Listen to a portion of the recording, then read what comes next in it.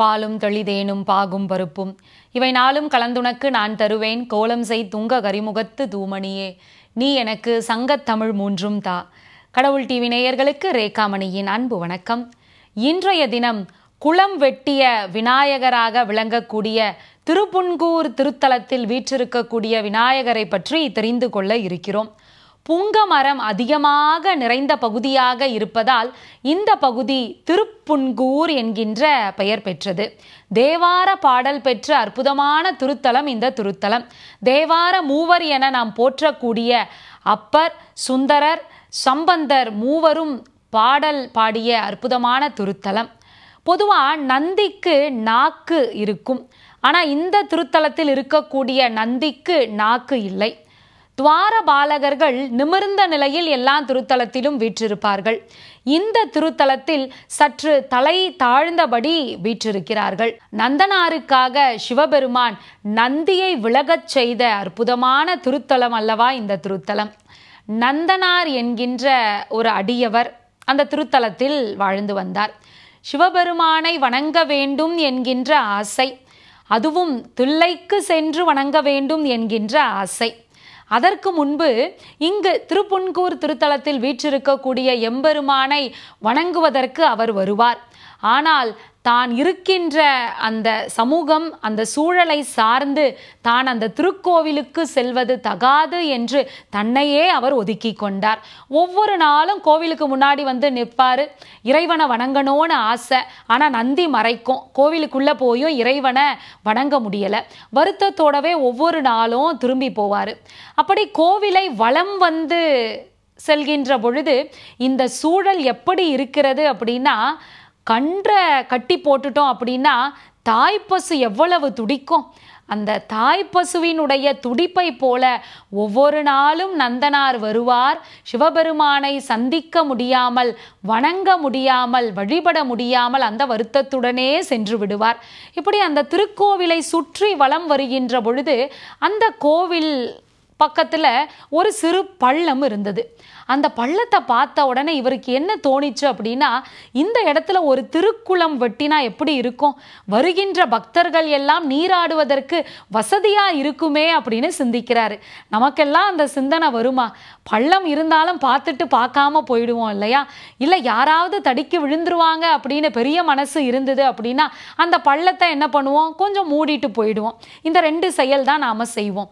ஆனால் இவருக்கு அந்த சிறிய பள்ளம் கூட எப்படி அடியவர்களுக்கு பயன்படுகின்ற வகையில் நாம் மாற்ற இயலும் அப்படின்னு சிந்திக்கிறார். அப்படின்னா எப்பேற்பட்ட மனம் கொண்டவராக அவர் இருந்திருக்கக்கூடும். இப்படி ஒவ்வொரு நாளும் திருக்கோவிலுக்கு வருவார், இறைவனை வணங்கணும்னு நினைப்பாரு, முடியாது. வலம் வருவார் திருக்கோவிலை, அந்த பள்ளத்தை பார்ப்பாரு, குளம் வெட்டணும் அப்படின்னு ஒரு ஆசை. இப்படி நீண்ட நாட்களாக அவருடைய மனசில் அந்த எண்ணம் இருந்தது. இப்போ சிவபெருமான் விநாயக பெருமானை அனுப்புகிறார். எதற்காக? அந்த குளம் தோண்டுவதற்கு உதவி செய்வதற்காக. இப்போ விநாயக பெருமான் என்ன செய்கிறாருன்னா, குளம் தோண்டுவதற்கு என்னென்னலாம் தேவையோ எல்லாவற்றையும் எடுத்து கொண்டு வராரு. பூதகணங்கள் எல்லாம் உதவி செய்வதற்காக பணியாட்களாக வருகிறார்கள். 4 புறங்கள்லையும் ரொம்ப அழகாக அந்த வரப்பெல்லாம் கட்டி குளம் தோண்டுவதற்கான ஏற்பாடெல்லாம் செய்து குளம் தோண்டி அதன் பிறகு அந்த பணியானது நிறைவு பெறுகிற ஒரு சூழல். நந்தனாருக்கு எவ்வளவு மகிழ்ச்சியாக இருக்கும். நீண்ட நாள் தன்னுடைய ஆசை இன்று நிறைவேறிவிட்டதே அப்படின்னு மகிழ்ச்சியில் துளைத்து அப்படியே நிமிர்ந்து பார்க்கின்ற பொழுது அங்கு தனக்கு உதவி செய்த பணியாட்களை காணோம்.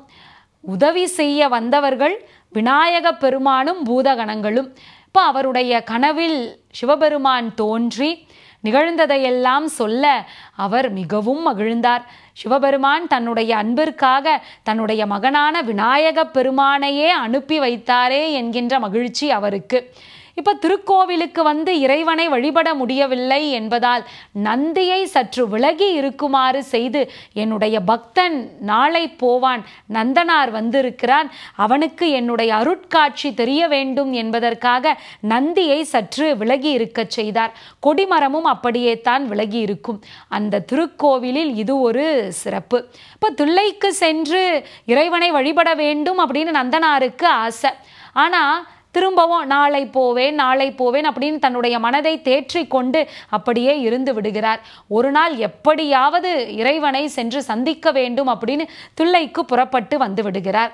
அந்த சமயம் சிவபெருமான் தில்லையில் இருக்கக்கூடிய 3000 அந்தணர்களினுடைய கனவிலும் சென்று என்னுடைய அன்பன் நாளை போவான், வருகிறான், அவன் வந்து எரியில் மூழ்கி வேள்வி தீயில் மூழ்கி எம்மை வந்து அடைவான், அதற்கான ஏற்பாடுகளை எல்லாம் செய்ய வேண்டும் அப்படின்னு ஆணையிடுகிறார். அவர்களெல்லாம் அப்படியே செய்கிறார்கள். தில்லைக்கு புறப்பட்டு வருகின்ற நந்தனாரை எதிர்கொண்டு அழைக்கின்றனர் அந்த அந்தணர்கள். ஐயரே என்று அழைத்து தலைவன் என்கின்ற அற்புதமான பொருள் தரக்கூடிய ஒரு சொல். தலைவனாக, உயர்ந்தவனாக, சிறப்பு நிறைந்தவராக இருக்கக்கூடிய நந்தனார் அந்தணர்கள் அழைத்து அந்த வேள்வி தீயிலே அவரை மூழ்க வைத்து நிறைவில் எம்பெருமானை அடைவதற்காக திருக்கோவிலிலே செல்கிறார். மீண்டும் வெளியே வரவில்லை. இறைவனினுடைய திருப்பதம் அவருக்கு கிடைக்கிறது. இப்படி நாளை போவேன் என்று நம்பிக்கையாக இருந்ததால் இறைவனே காட்சியளித்து அவரை தன்னுடன் ஏற்றுக்கொண்ட அற்புதமான அடியவர். அவருக்கு உதவி செய்ய தன்னுடைய மகனான விநாயகப் பெருமானை அனுப்பி குளம் வெட்ட உதவி செய்ததால் குளம் வெட்டிய விநாயகராகவே அந்த திருக்கோவிலில் அவர் காட்சி தருகிறார். இந்த விநாயகரை நாம் வணங்குகின்ற பொழுது நாம் எடுத்துக்கொண்ட செயல், அந்த செயல் முழுவதுமாக நிறைவு பெறுவதற்கு எவ்வளவு இடையூறுகள் வந்தாலும் அந்த இடையூறுகளை எல்லாம் களைந்து முழுமையான வெற்றியை தருவதற்கு இந்த குளம் வெட்டிய விநாயகர், திருப்புன்கூரில் வீற்றிருக்கக்கூடிய விநாயகர் நமக்கு துணை புரிவார்.